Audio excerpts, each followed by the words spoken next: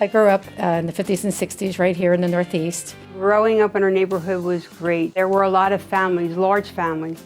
Everybody had a lot of children, 10, 8, 9 kids in a family. We were all a large family. We played together, we fought together. In the neighborhood, everybody knew everybody's brother and sister, mom and dad. The parents would not only watch their children, but they watched their neighbors' children. It was a great neighborhood to grow up in.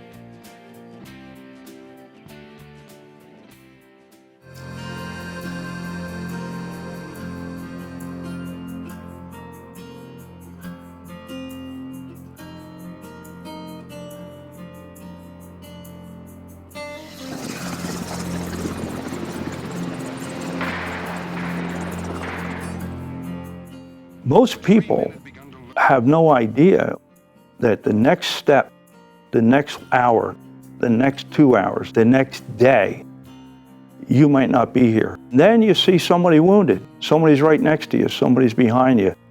There's a big battle.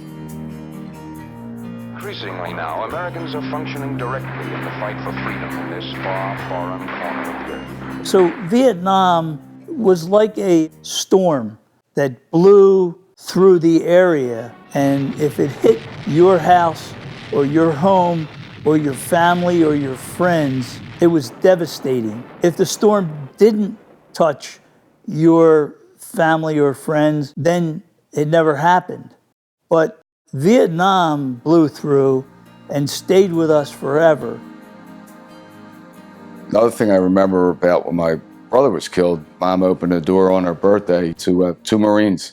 It took maybe 35 years had gone by since we'd be able to sing happy birthday to my mom. And even then, it was something we tried to ask her to do, part of the healing process for us all. If my mom was smiling, blowing out candles, it was good for all of us. It was very difficult to see the parents, the grandparents, his friends, his neighbors, burying a young man like him, just out of high school.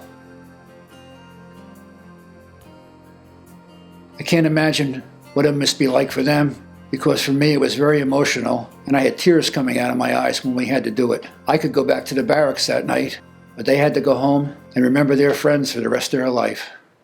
There is so much collateral damage to the families. Life was never the same. Our life became about death. And as President Johnson has pointed out, it is up to us.